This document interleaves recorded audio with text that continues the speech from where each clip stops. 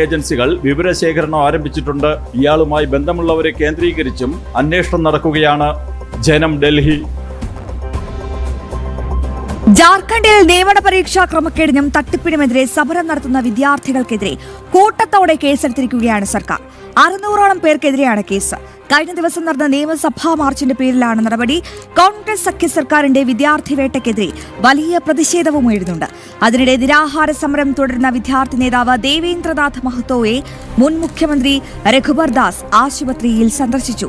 വിവരങ്ങളുമായി ആദർശ് TS ചേരുകയാണ്. ആദർശ്, ജാർഖണ്ഡിൽ എന്തൊക്കെ കാര്യങ്ങളാണ് ഇപ്പോൾ സംഭവിച്ചുകൊണ്ടിരിക്കുന്നത്? കാരണം തങ്ങളുടെ നീതിക്കായി ഒരു കൂട്ടം വിദ്യാർത്ഥികൾ തെരുവിലിറങ്ങുന്നു. അവരെല്ലാം കൂട്ടത്തോടെ വേട്ടയാടുകയാണ് ഈ കോൺഗ്രസ് സഖ്യ സർക്കാർ. എന്താണ് അവിടെ നിന്ന് ലഭിക്കുന്ന വിവരങ്ങൾ? പങ്കുവയ്ക്കാം.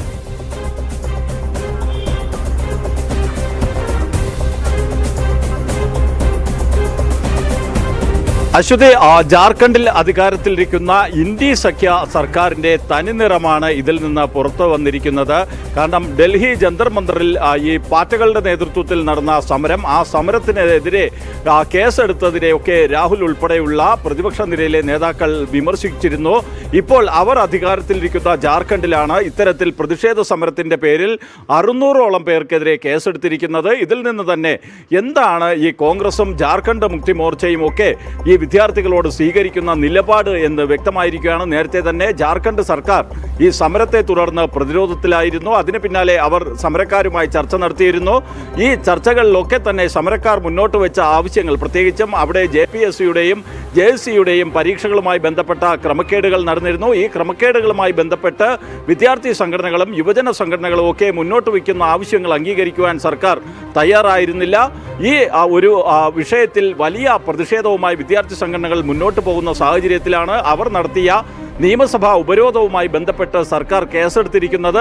എന്നാൽ ഈ കേസെടുത്തത് സർക്കാരിൻ്റെ ഭയപ്പെടുത്തൽ തന്ത്രമാണ്. അതിന് മുന്നിൽ തങ്ങൾ മുട്ടുമടക്കില്ല എന്നുള്ള നിലപാടിലാണ് വിദ്യാർത്ഥി സംഘടനകൾ ഉറച്ചു നിന്നുകൊണ്ട് അവർ സമരവുമായി മുന്നോട്ട് പോകുന്നത്.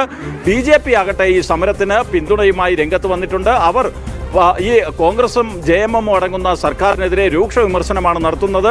വിദ്യാർത്ഥികളുമായി ചർച്ച നടത്തുകയും വിദ്യാർത്ഥികളുടെ ആവശ്യങ്ങൾ അംഗീകരിക്കുന്നതിന് സർക്കാർ തയ്യാറാവുകയും വേണം എന്നുള്ള ഒരു ആവശ്യം അത് BJPയുടെ ഭാഗത്ത് നിന്ന് വന്നിട്ടുണ്ട്. ഈ രാത്രിയിൽ ഈ സമരക്കാരെ ഒഴിപ്പിക്കുന്നതിനായി പോലീസ് സമരപ്പന്തൽ വളഞ്ഞു എന്നുള്ള വിവരങ്ങൾ പുറത്തു വരുന്നുണ്ട്. അതേസമയം സമരക്കാരാകട്ടെ കൃത്യമായിട്ട് ഇത്തരത്തിൽ പോലീസിന്റെ ഭാഗത്തു നിന്ന് നടപടി ഉണ്ടായാൽ അതിനെ എങ്ങനെ നേരിടണം എന്നതുപോലും തങ്ങൾക്കറിയാം എന്ന് പറഞ്ഞുകൊണ്ട് സർക്കാരിന് കൃത്യമായ മറുപടിയും നൽകിയിരിക്കുകയാണ്. BJP നേതാക്കളൊക്കെ തന്നെ സമരക്കാരെ സന്ദർശിക്കുകയും ഈ സമരത്തിന് പിന്തുണ നൽകുകയും ചെയ്യുന്നുണ്ട്.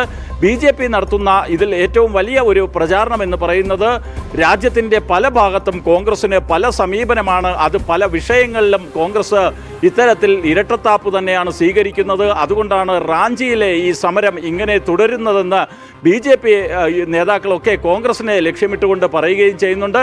കോൺഗ്രസ് ഈ സമരത്തിൽ പ്രതിരോധത്തിലായതിന് പിന്നാലെയാണ് പ്രതിപക്ഷ നേതാവ് രാഹുൽ സമരക്കാരുമായി സംസാരിക്കുന്നതിനടക്കം തയ്യാറാവുകയും അവരെ ടെലിഫോണിൽ വിളിക്കുകയും ചെയ്തത്. എന്നാൽ ഇതിനപ്പുറത്തേക്ക് കോൺഗ്രസിൻ്റെ ഭാഗത്തു നിന്ന് വലിയ ഇടപെടലുകളൊന്നും ഉണ്ടായില്ല. എന്തായാലും നിലവിലിപ്പോൾ വിദ്യാർത്ഥികൾക്കെതിരെ കേസെടുത്തതിൽ ശക്തമായ പ്രതിഷേധമാണ് റാഞ്ചിയിൽ ഉടലെടുത്തിട്ടുള്ളത്. അശ്വതി, 600ഓളം കുട്ടികൾക്കെതിരെയാണ് ഇപ്പോൾ ജാർഖണ്ഡ് സർക്കാർ കേസെടുത്തിരിക്കുന്നത്.